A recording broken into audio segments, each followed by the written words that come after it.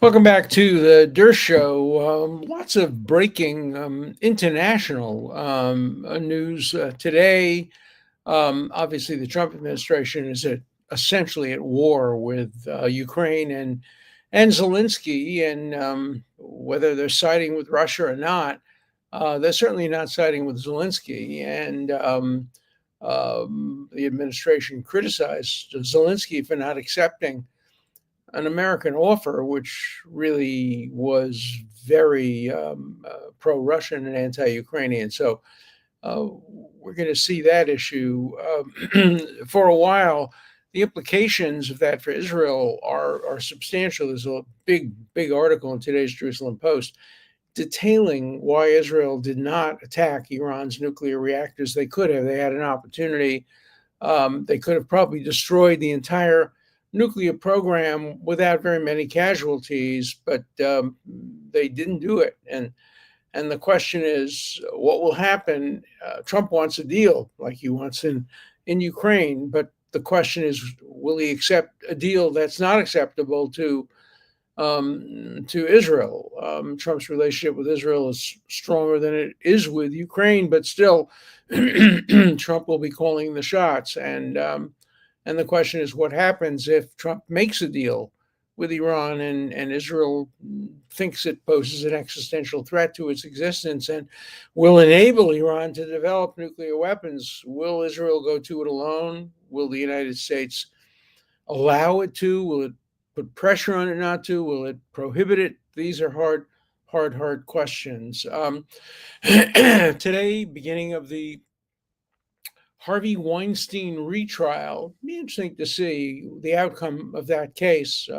Weinstein has great lawyers, and he'll have a very good, strong defense that the sex was not forced or not consensual, but rather was transactional. The casting couch, I think it was the Times that says this case tests whether or not the Me Too movement has come to an end. The Me Too movement served a lot of good purposes, but it became a racket and it became an extortion tactic where dishonest and unethical lawyers persuaded their clients to make up false stories in order to collect money. Many of those cases were matters of degree, and some were not at all. So we'll see what this case comes out. These cases are also all matters of degree. These are not cases where the defendant says, I never met her, I didn't know her, like in my situation, but rather, yeah, we had sex, but it was consensual. That's the common situation. It wasn't my situation, which I think explains why my situation had a very different outcome. Okay, so let's turn to Harvard. Why Harvard? Well, Harvard is probably the most famous university in the world.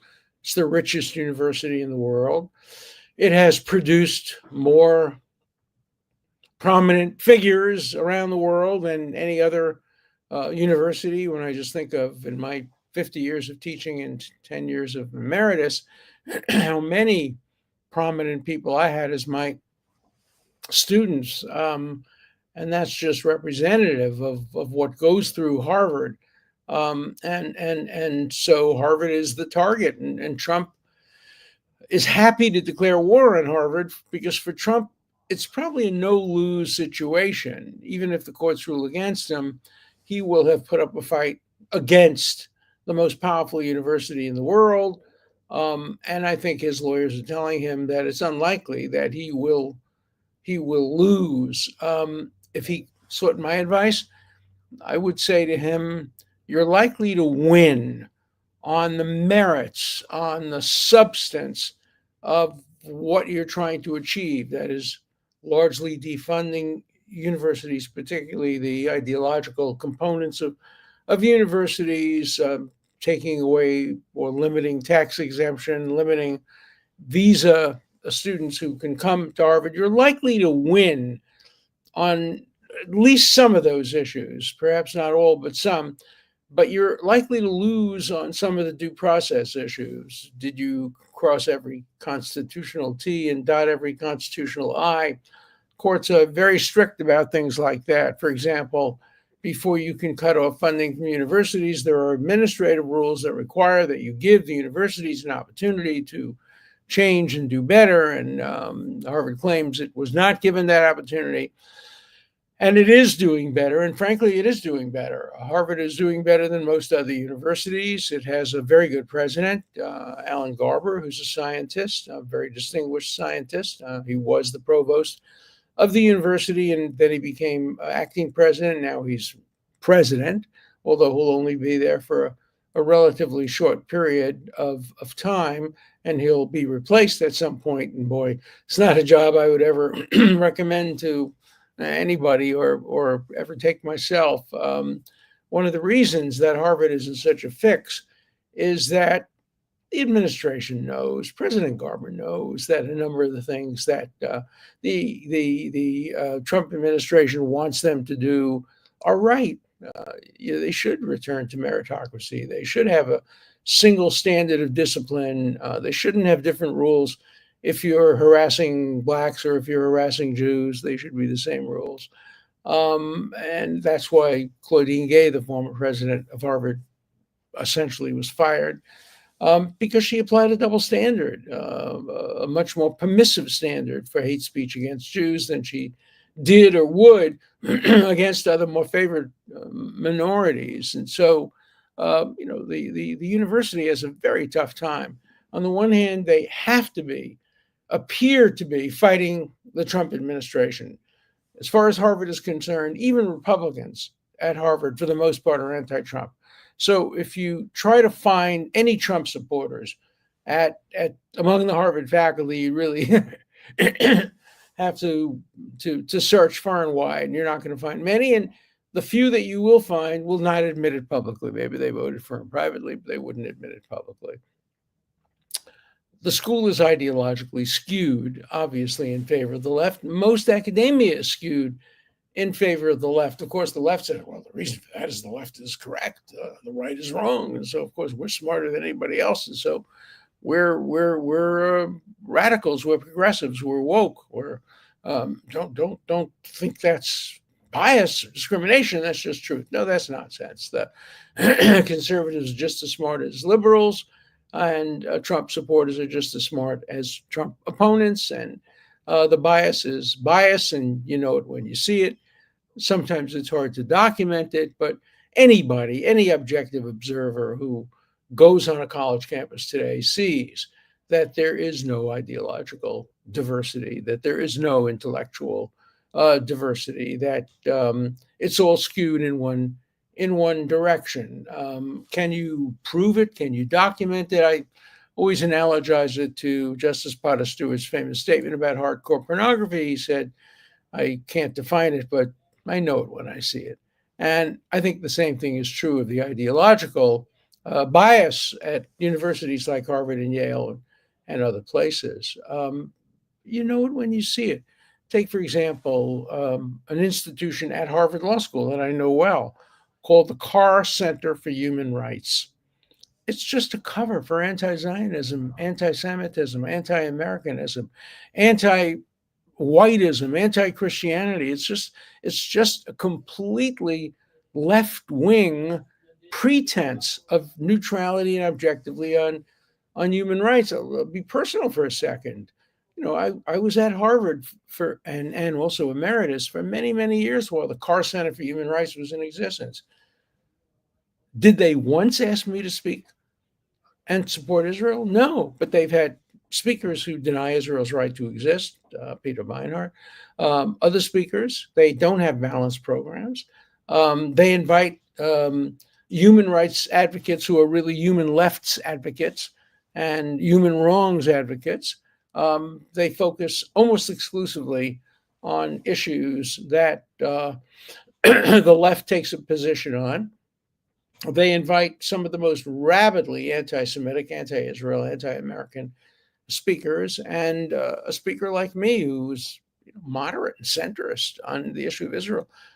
Nobody would ever, at the Carr Center, dream of inviting me. Why should Harvard have the Carr Center for Human Rights? Why should it have many of these other programs that are not academic programs, they're advocacy programs. On October 8th, the day after the horrors of October 7th, when all these statements were issued saying it was all Israel's fault, October 7th, Hamas had nothing to do with it. Hamas is revolutionary. They're just people who want their land back, very pro-Hamas statements. Where'd they come from? They didn't come from the physics department for the most part. They came from Middle East studies, gay studies, queer studies, transgender studies, Native American studies, Southeast Asian studies, Middle East, etc. All these special advocacy departments that have little or nothing to do with pure academic research were the incubators for all this anti-Semitism, along with the DEI bureaucracies, diversity, equity, and inclusion, the intersectionality bureaucracies, the critical race theory bureaucracies. These are not academic institutions. They should not be receiving.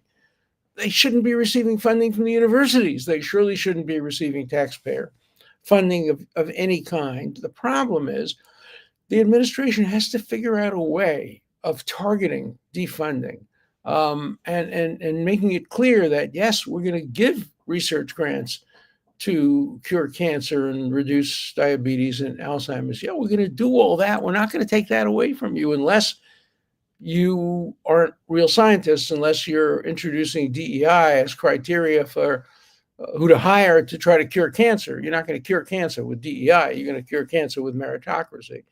So, that very, very important to target the defunding. Again, for me, the question is Harvard defend or defund?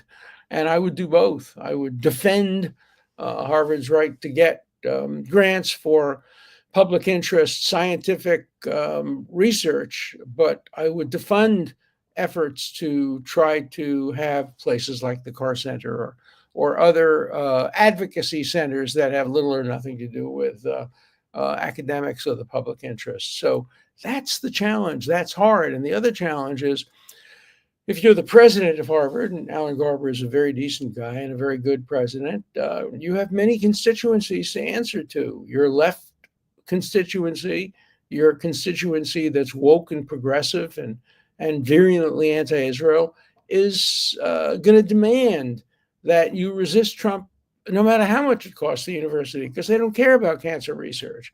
On the other hand, you'll have moderates on the faculty that'll say, wait a minute, let's sit down and try to negotiate this. And so the university administration, with its corporation, its board of this, board of that, the corporation is headed by pretty woke, progressive, left-wing people as well. And so you have pulls and tugs in different directions.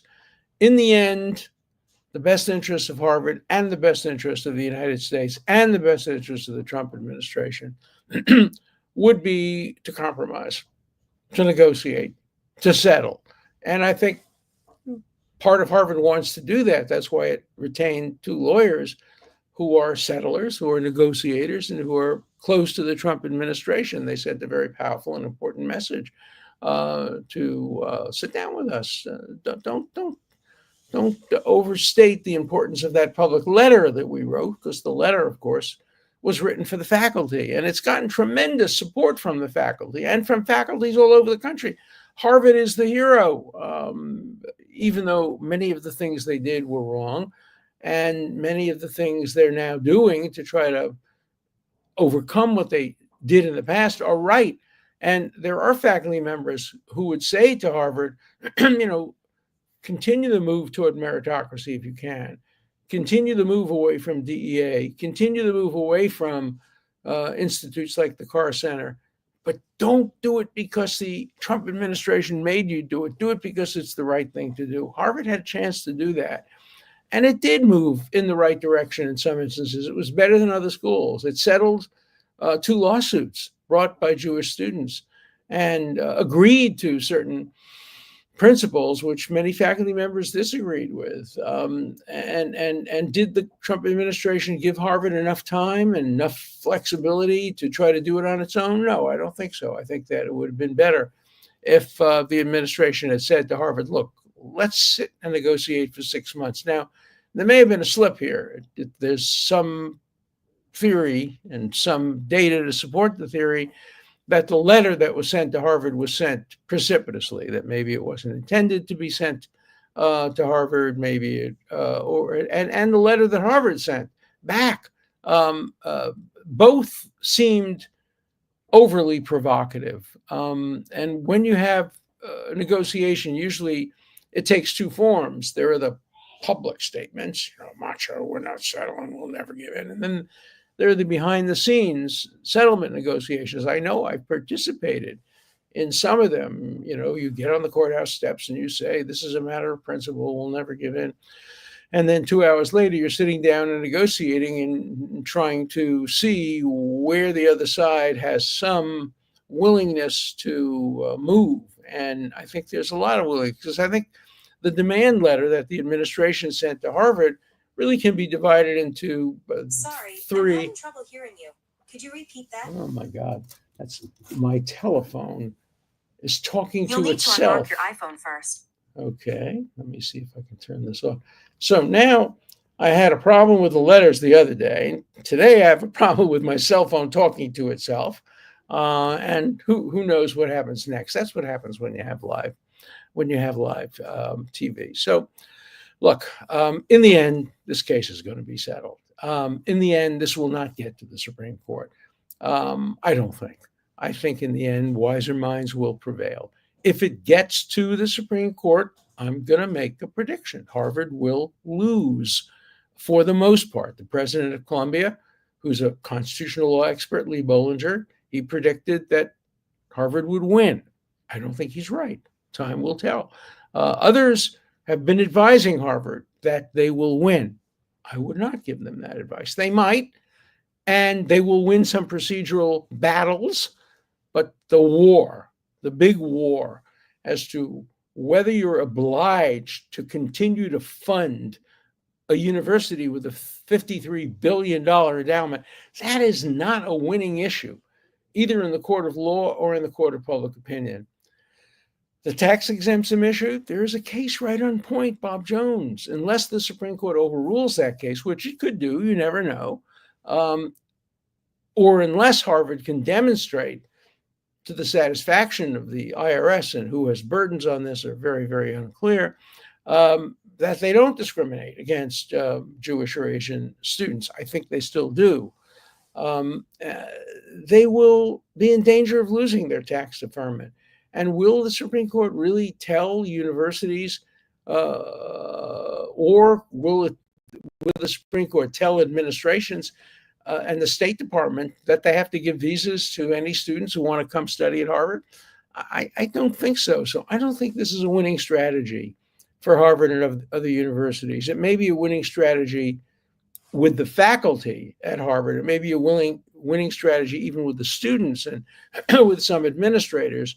But in the end, I think both in the court of law and in the court of public opinion, the risk that Harvard will lose more than it wins is very considerable. So if they ask my 60-year experience as a lawyer, I'd say negotiate, settle, resolve this thing, give in on some, don't give in on others, compromise on thirds, do what is done so often in cases involving equally important issues. And this is a very important issue. So let's see where it goes. I'm interested in this because all the things I'm interested in, free speech, First Amendment, discrimination against Jews, and Harvard University, where I've spent my life for the last 60 years, all are at stake there. So please write me letters and tell me where you disagree with me on my analysis of Harvard versus Trump. Trump versus Harvard. Trump wins substantively, may lose a few battles procedurally, but in the end, Harvard would be far better off if they settled this case in a way that their faculty could live with. Can they do it? Don't know. Don't know. Depends how hard the faculty fights to demand a principled resolution favorable to its ideology. If it demands that, and if it goes to court, it will pay, I think, a heavy price. Okay, let's look at letters. Letters today are a little bit more organized than they were yesterday. In fact, we start out with a letter about the letters and says, interaction with your wife, pure gold, how it makes you more relatable as an everyday type of guy. Look, I was so happy my wife was so flexible. Hey, I was pretty demanding. I called her from the other room. She didn't know what I was calling her on live television. I'm saying, I didn't get the letters. I didn't get the letters. She got them for me. You know, she stood up. We walked by the camera. She was really terrific. So I love my wife. I appreciate my wife. And I couldn't do the show without my wife or my son, both of whom are invaluable in putting this podcast forward. Lots of letters about Larry David. 90% disagree with Larry David. About 10% agree with him. I agree with you about Larry David. He traded humor for hatred of President Trump. That's one. Larry David has lost his mind, right along with De Niro. But then you already knew that from personal experience. Great show, Professor. No, as you know, Larry was my friend. We spent a lot of time together. We had lunch together. We had dinner together. We told jokes together.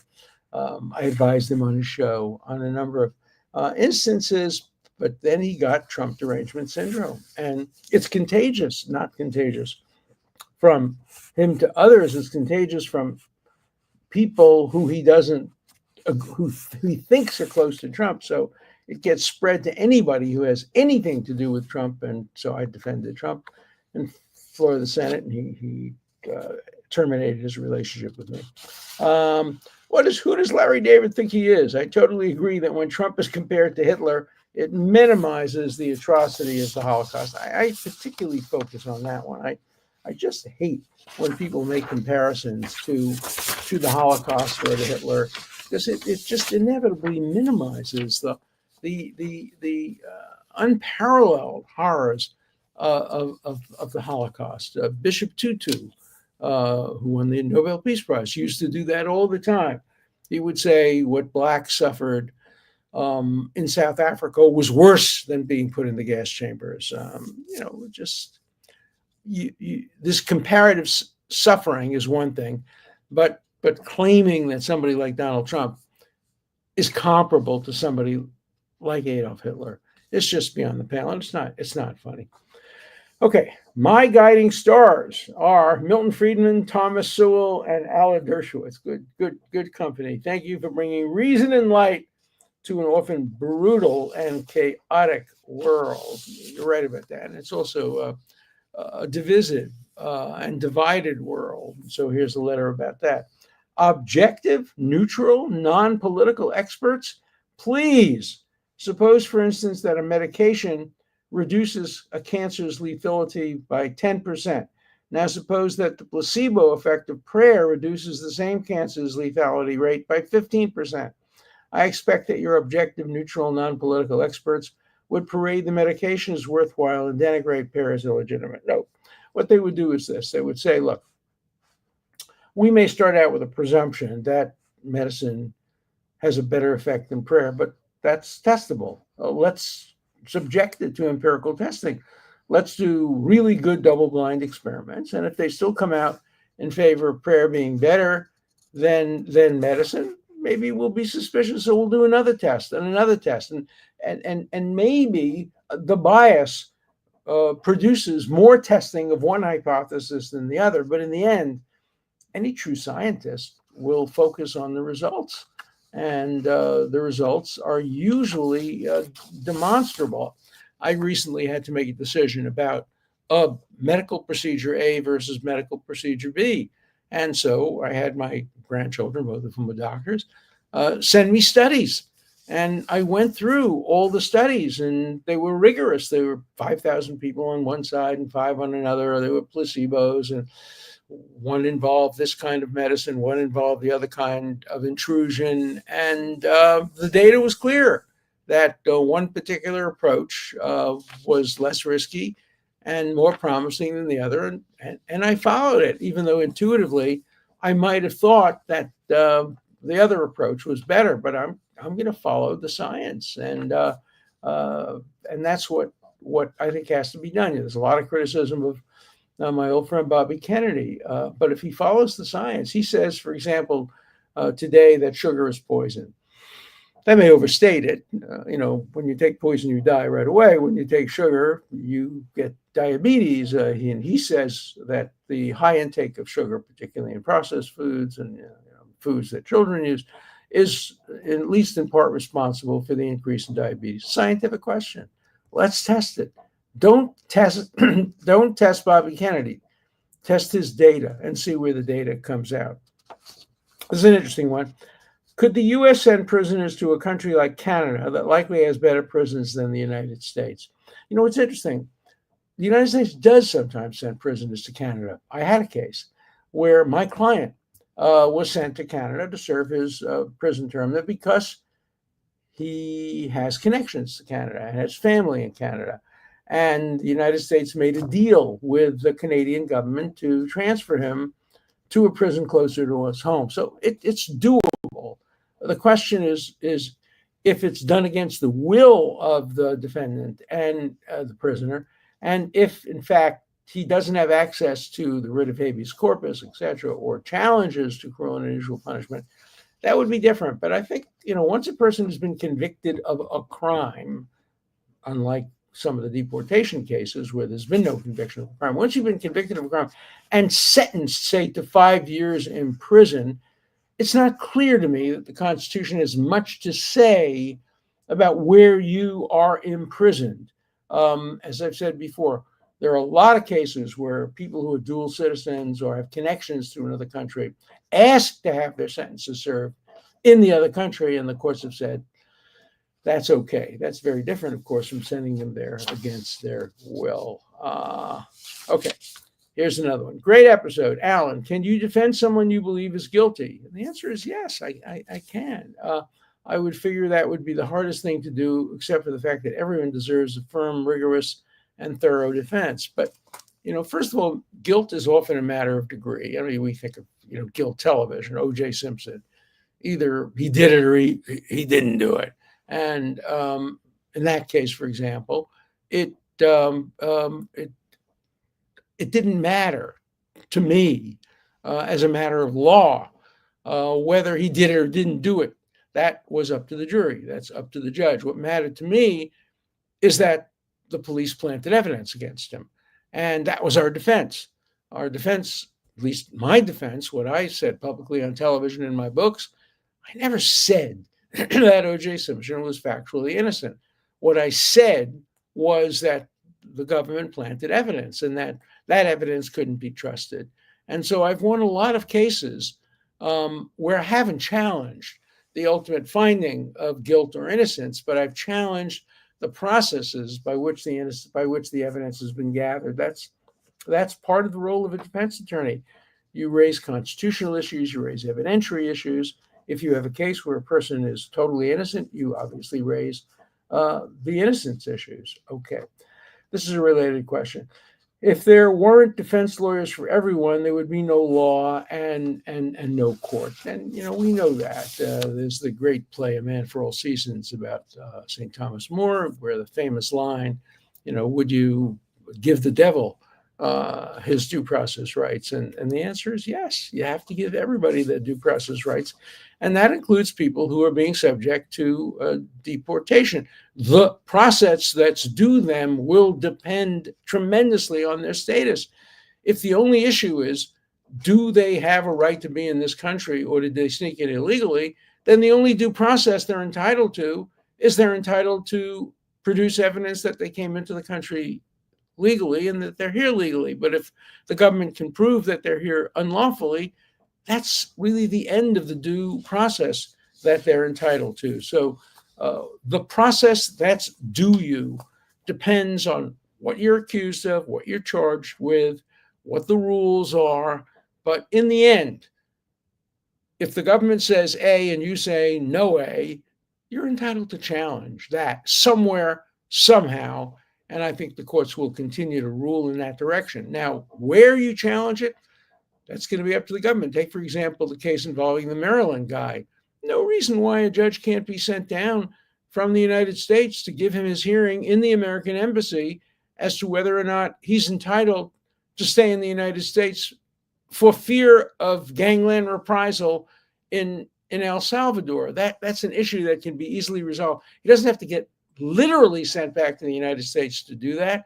And I think there is room for some compromise, even in that case. Well, I'm sure there'll be important new developments for next week as well. So I'm looking forward to challenging your mind, challenging your values, and seeing you next week.